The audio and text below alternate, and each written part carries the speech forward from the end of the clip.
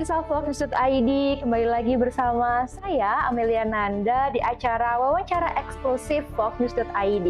Hari ini kita berkesempatan untuk berbincang langsung dengan sosok di balik geliat industri percetakan kemasan produk di Kota Malang, yaitu Bapak Okta dan Bapak Andi selaku owner dari CV OKPACK. Selamat datang Bapak Okta dan Bapak Andi. Aduh, kurang semangat nih Pak, kayak belum ngopi ya. Iya, belum ngopi. Selamat datang, saya jawabnya datang gitu ya. Iya. Oh iya. Oh iya.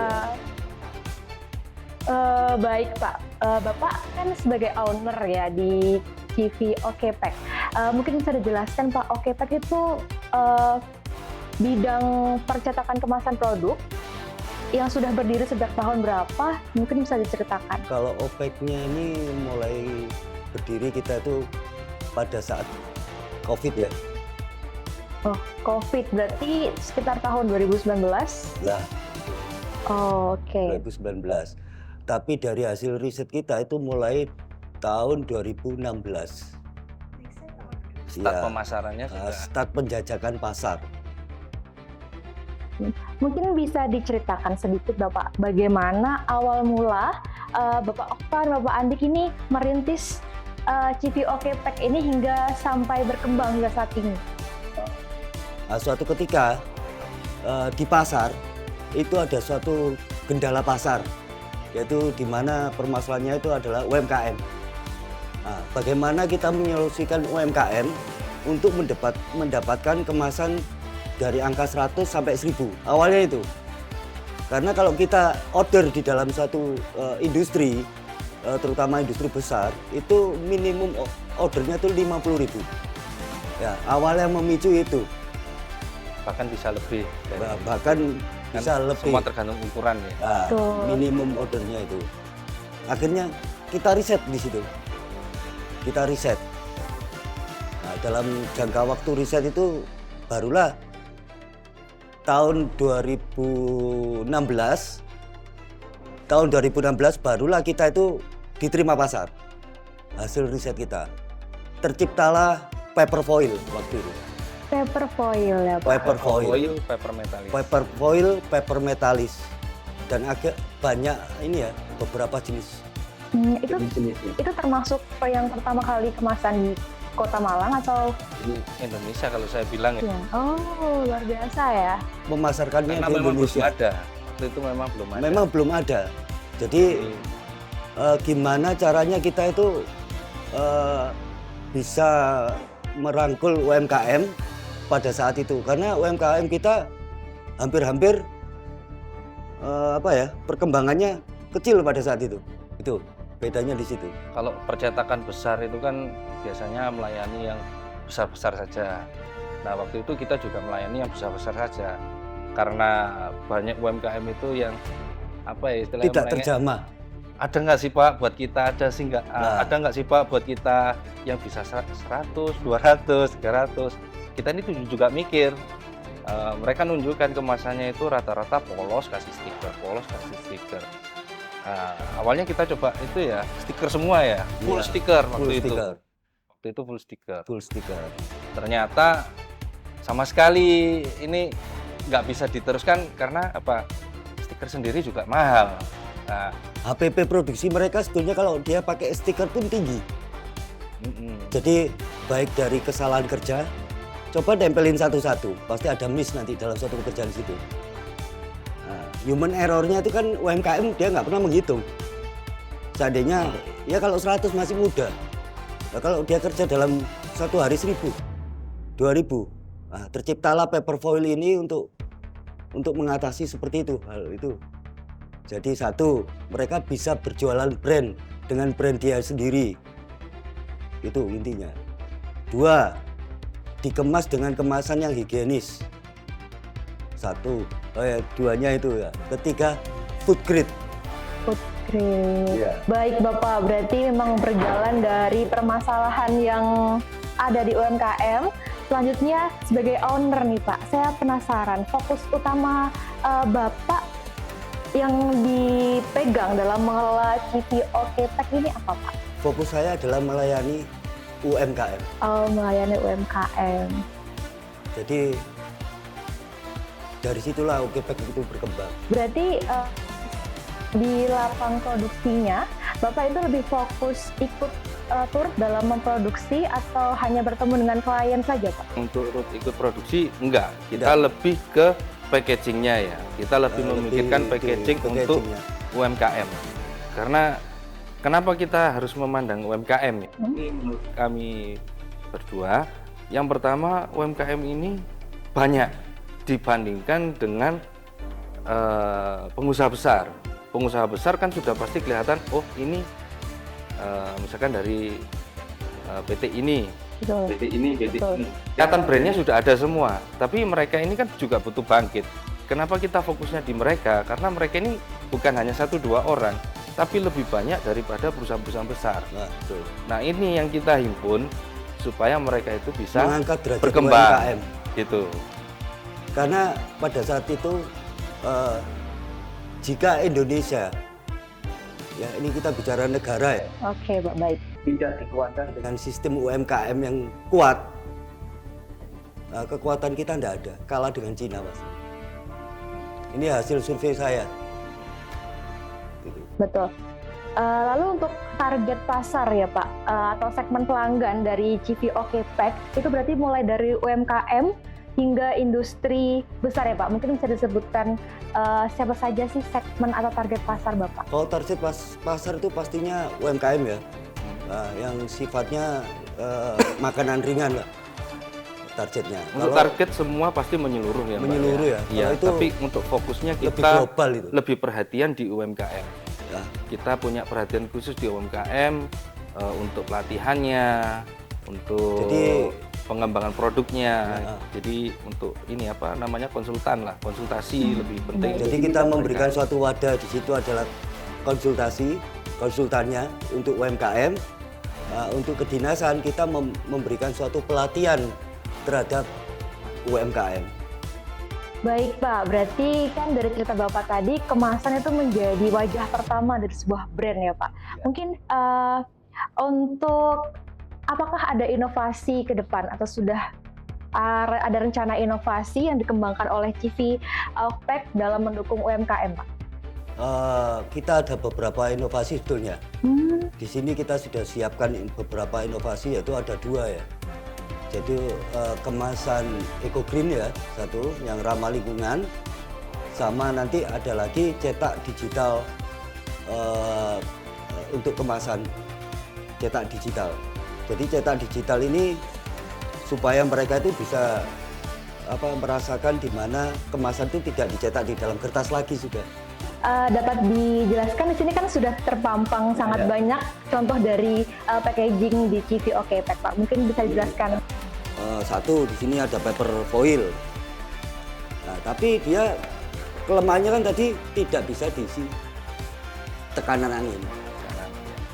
Karena kemampuan dia dalam standarisasi, kan kita ada kemampuan standarisasi produknya ya, di mana dia kemampuan gaya tekannya itu hanya 1 kilo. Kalau dia diisi angin, nah tujuan diisi angin itu untuk apa sih sebenarnya? 1 awet, 2 produk tidak mudah rusak. Itu tujuannya. Berarti melindungi produk di dalam. Nah, fungsi kemasan adalah untuk melindungi produk di dalamnya. Nah, paper foil ini kelemahannya adalah kemampuan gaya tekan dari beban atas itu hanya 1 kilo. Melebihi itu berarti safety-nya harus bagus untuk pengiringan. Contoh, kalau dia jualan di Shopee, atau jualan di TikTok, atau jualan dimanapun dia bisa. Tapi syaratnya dia pengemasannya yang di luarnya harus bagus. Endingnya adalah pengemasan mereka harus bagus.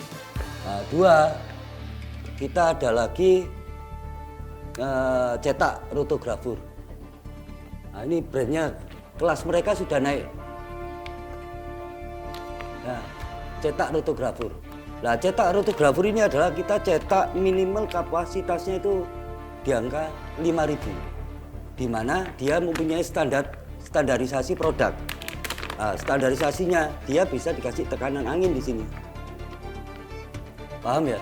Nah, dari tekanan angin ini mau dikasih nitrogen seberapa besar ya masih kuat dia. Nah, tujuannya adalah dia lebih elastis. Jika ada gaya tekan dari atas, dia masih kuat. Itu kalau dari cetak rotografur. Dan media cetaknya dia yaitu pada plastiknya, yaitu jenis plastik PET atau OPP. Beda dengan paper tadi. Kalau sifatnya dia lebih elastis dan lebih kuat. Paham ya? Nah, ini ada lagi. Untuk kalau yang lainnya, Mbak Andi. Ya, tadi sudah dijelaskan rotografur dan paper ya. Pada intinya kalau rotografur ini kan untuk kapasitas besar, untuk paper untuk kapasitas minimum. Tujuannya supaya branding produk ini meningkat. Setelah branding produk meningkat, baru UMKM diarahkan ke rotografur. Nah, setelah itu ini semua sudah, baru kita punya inovasi baru, kita bikin yang Eco Green. Jadi Eco Green ini dimana terbuat dari kertas, bisa dari kertas apapun. Yang terpenting di sini sudah bisa dibuat seperti kemasan.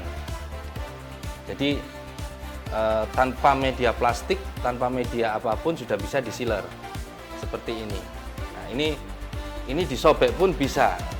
Nanti ketika dibuang, dibakar pun kena hujan sudah bisa terurai dengan tanah gitu.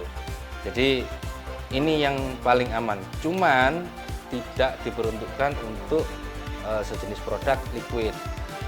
Sejenis produk liquid itu yang basah, berminyak, yang pada intinya di kertas itu bisa menimbulkan bercak-bercak itu. Nah, jika kalau water content dia lebih dari itu, kemasan Eco Green itu tidak bisa, lebih dari 10% itu tidak bisa. Jadi jika dia ada kandungan minyak yang terlalu tinggi, itu juga masalah. Dan hasil riset kemampuan lama penyimpanan itu hanya di angka 3 bulan sampai 6 bulan. Jadi penentuan kemasan itu juga penting. Produk apa yang digunakan, produk apa yang dihasilkan, dan kemasan apa yang dipakai untuk mengemas, itu penting juga. Kalau kita pakai produk-produk liquid, kita paksakan pakai, misalkan sama-sama rotografur ya, pakai rotografur kita pakai pakai metalis atau foil. Tapi kan untuk produk liquid kayak pembersih lantai ini, mereka kan juga ingin tahu isi luarnya ini warnanya seperti apa. Nah, mereka lebih fokus di dalamnya itu warnanya apa, terus aroma yang keluar biasanya kan ada rembesan gitu sedikit. Nah, itu dicium masih keluar aromanya. Kalau aroma itu lebih ke kopi ya. Jadi kalau aroma itu lebih ke kemasan kopi ya. Ya, kopi. Jadi ada one way valve-nya di situ. Dia bentuknya itu kaset, standing pot gitu. Nah, tapi dengan UMKM yang ada sekarang ini, dengan temuan kita yang baru, ini mau pesen 1, 2, 3, mau bisa. pesen 10 aja nggak apa-apa wis. Ibaratnya bisa kayak gitu loh Mbak. Ya. Baik Pak, tadi sudah diceritakan ya Pak, macam-macam kemasan yang disesuaikan dengan kebutuhan UMKM dan juga inovasi yang sedang berjalan saat ini. Mungkin yang terakhir ya Pak, pesan dan harapan. Apa yang ingin Bapak sampaikan kepada pelaku UMKM yang ingin meningkatkan branding produknya melalui kemasan Pak? Untuk pesan-pesan dari kami, jangan pernah ragu, jangan pernah bimbang untuk selalu menghubungi kami, untuk berkonsultasi dengan kami mengenai kemasannya dan produknya. Ketika punya produk A, B, C mau dikemas pakai kemasan apa, karena itu sangat penting buat para UMKM tidak salah dalam proses penentuan kemasan. Jadi kita bisa bantu mulai dari produknya, kemasannya apa, desainnya harus seperti apa, kita bisa bantu. Yang jelas kita siap melayani, karena kita di sini juga di samping hanya jasa, bukan hanya jasa, tapi pelayan juga untuk para UMKM. Untuk harapan kami sih, untuk terutama bagi pelaku kecil menengah, pada intinya kita selalu berinovasi, memberikan yang terbaik bagi para UMKM, juga berupaya bagaimanapun caranya supaya harga juga terjangkau bagi mereka semua. Itu sih pada intinya, dan yang paling utama sama-sama kita bisa saling maju bersama. Maju bersama dengan Oke, baik. Baik Pak, terima kasih banyak atas kesempatan dan waktu yang telah diberikan. Semoga CV Okepek ini selalu berusaha dalam mendukung kebutuhan UMKM. Mungkin dari CV Okepek ada jargonnya mungkin Pak? Okepek, maju bersama dengan UMKM. Oke. Bagi pemirsa vlognews.id, sampai jumpa kembali di wawancara eksklusif bersama saya Amelia Nanda. See you.